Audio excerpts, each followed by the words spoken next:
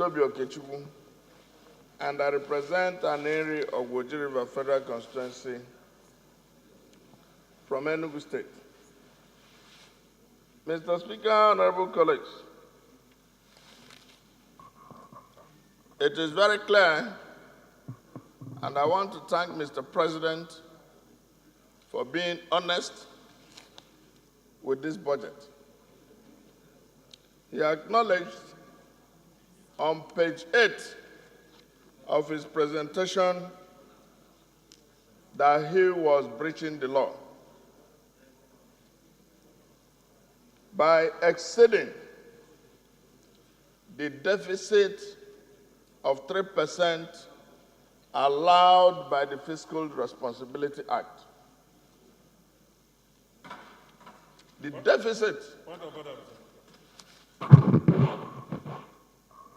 deficit has, by convention, risen. What's your point of order? Honorable colleagues, my name is James Abiodun Faleke. I represent Ikeja Federal Constituency. Mr. Speaker, I rise to respond to statements made by both Honorable Bila and Honorable Toby, allegedly saying that Mr. President accepted that he's breaching the law. The proposal before us, Mr. Speaker, the budget proposal before us is an estimate, it's a proposal. And it is only when we pass it that we put life into it that it becomes law. So there is no way here that Mr. President says this is a must that has to be done.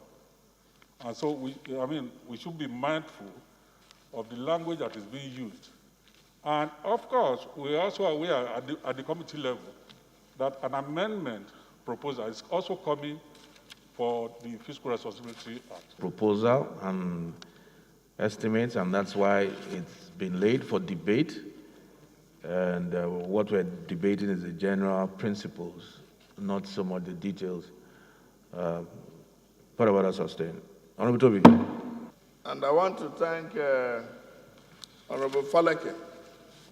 But I don't think it is untoward for me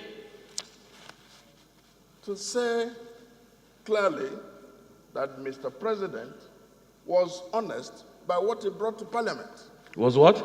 Honest. He was very forthright about it.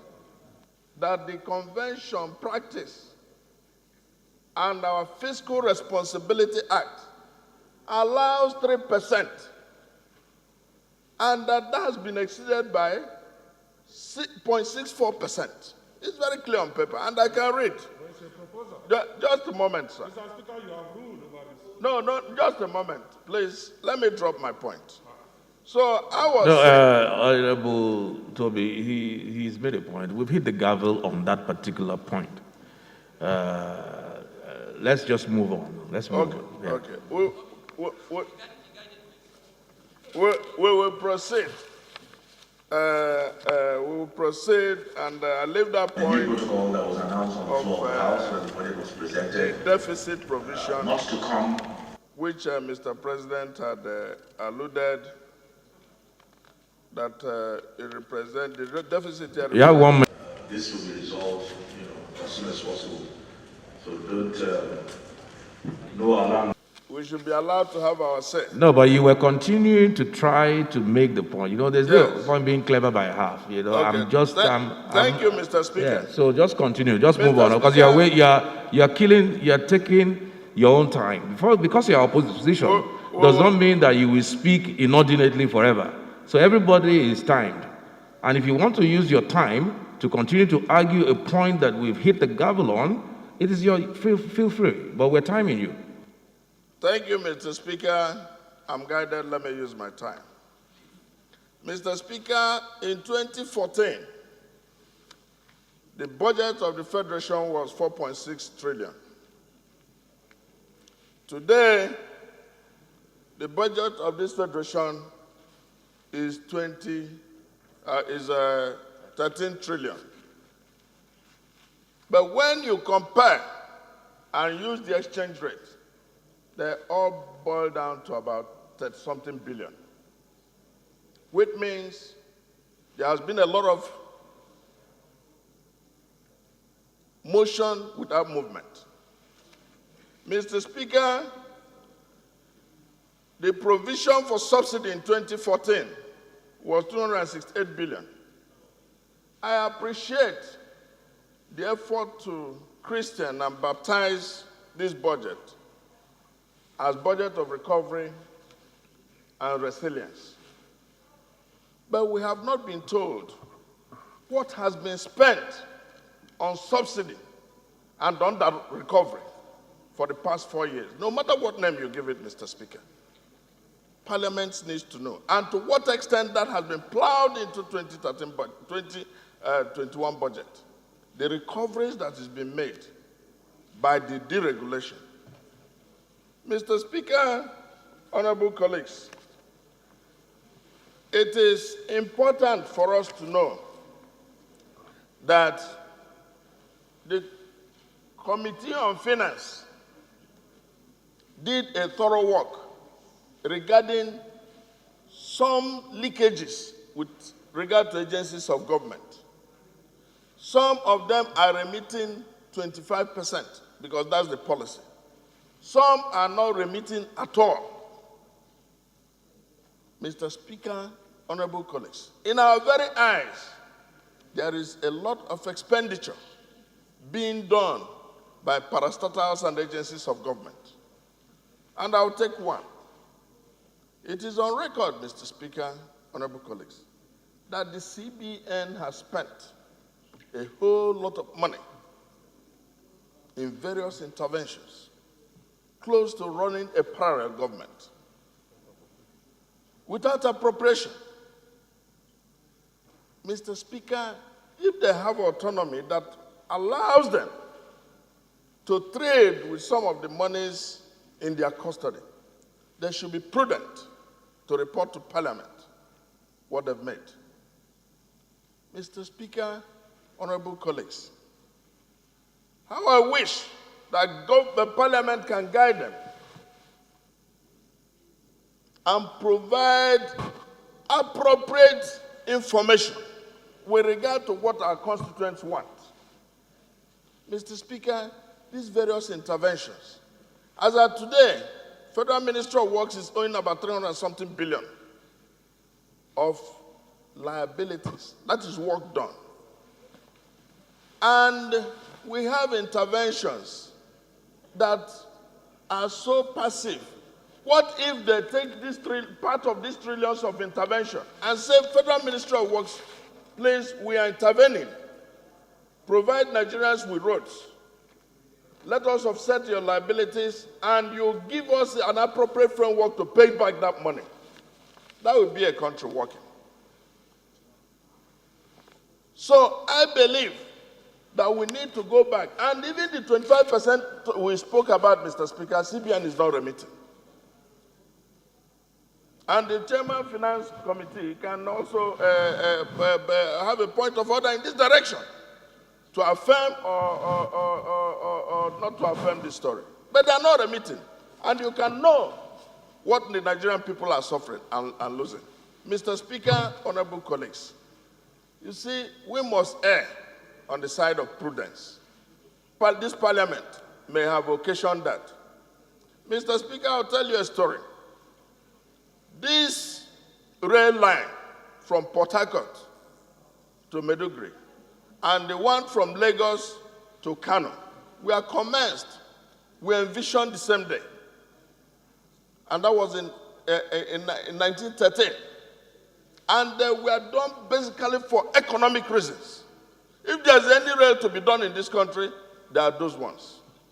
Because they touch all the arteries of this country. And they will affect fundamentally the insurgency you have in the Northeast, the agitation you have in the Middle Belt, and the agitation you have in the South-South and the Southeast.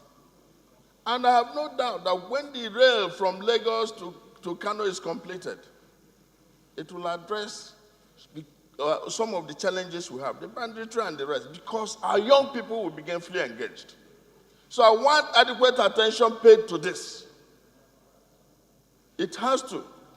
But Mr. President must also watch those who he's working with regard to application of resources.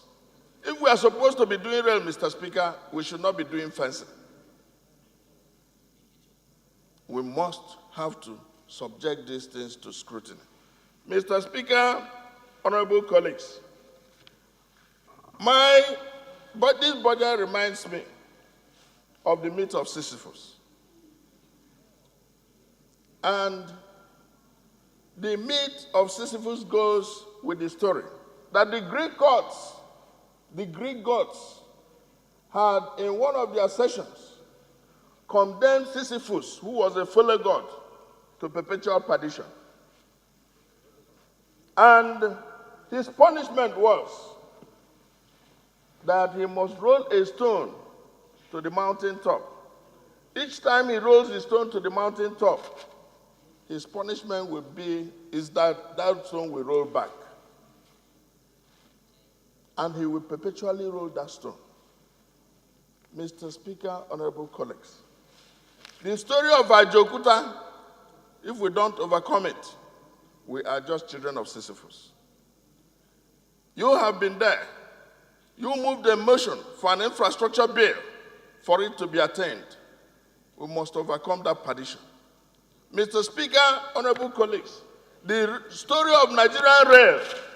As a young man in primary school, I used to go from Enugu to Zaria on rail. And from Zaria, I would transport by road to Dusima, which is in present-day Katsina State. Mr. Speaker, if we don't overcome the issue of rail by having a focus to these two primary networks, to these two primary economic corridors, Port Harcourt to Maiduguri, Lagos to Kano, Mr. Speaker, we'll be children of Sisyphus. Honorable colleagues, for whatever intervention we have to do, I'm sure my colleagues are happy with the story I'm telling because we are touching the nerves.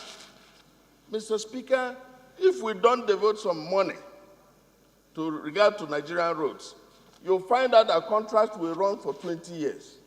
You finish kilometer 0, by the time in 5th year or 7th year you get to kilometer 20, kilometer 0 or 1 is developing pothole. If there is any intervention that has to be done, we should pay attention to the road infrastructure in this country and the enabling framework for tolling them to make sure that the roads can maintain themselves and pay back for whatever loan is taken to build them. We will be children of Sisyphus if we don't do this. So, honorable colleagues, the die is cast. The responsibility is ours. I am happy that the chairman of finance has acknowledged here that this is a proposal. We have to retool it to make it to work for Nigerians. Thank you very much. I feel for the children of Sisyphus, and we thank God that the Greek gods are different from Nigerian gods. And we will not suffer the same fate of those children. And if we have to go and beg the Greek gods, we'll go and beg the Greek gods. But good analogy. Toby made some very fine points, particularly on the issue of remittances. And I think we are all on the same page on that. Well, we have to look for ways and means to make sure that remittances are made and form part of the revenue of this country by government agencies. We have to amend our laws if need be, and there are loopholes and wastages in that area.